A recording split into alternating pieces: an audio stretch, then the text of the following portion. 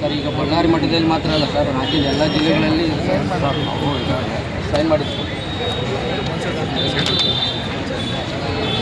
ಅದಕ್ಕೆ ಈಗ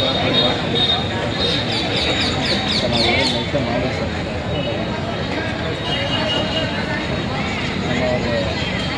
ಈಗಾಗಲೇ ಸರ್ಕಾರದ ಕಾರ್ಯದರ್ಶಿ ಫೈಲು FDA ಕ್ಲಿಯರ್ ಆಗಿ ಒಳಚರಂಡಿ ಕಾರ್ಮಿಕರೆಲ್ಲ 592 ಜನ ನೇಮಕಾತಿ ಮಾಡ್ಕೊಳ್ಬೇಕಂತ ಹೇಳಿ ಆದೇಶ ಆಗಿದೆ.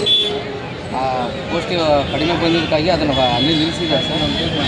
ಅದು ಅದಕ್ಕಾಗಿ ನಾವು ಎಲ್ಲರೂ ಸೇರಿ ಬಂದಿದ್ದೀವಿ ಸರ್. ಅದಕ್ಕಾಗಿ ಸರ್ ಕಳೆದ 15 ವರ್ಷದಿಂದ ನಾವು ಹೋರಾಟ ಮಾಡ್ತಾ ಇದ್ದೀವಿ ಸರ್. ನಾವು ಯಾವತ್ತೂ ನೇರ ಪಾವತಿ ಕಾಯಿ ಮಾರ್ಕೆಟ್ ಮಾಡೋ ಅಂತೇಳಿ ನಾವು ಕೇಳಿ ಸರ್. ಸೊಸೈಟಿ ಮುಂದೆ ಅಂತೇಳಿ ನಾವು ಯಾವತ್ತೂ ಕೇಳಿಲ್ಲ. ಈ ಸೊಸೈಟಿ ಪದ್ಧತಿ ಆದ್ರೂ ಕಾಂಟ್ರಾಕ್ಟ್ ಪದ್ಧತಿ ಒಂದು ಸಿಸ್ಟಮ್ ಸರ್ಕಾರದಿಂದ ಇರೋದಿಲ್ಲ.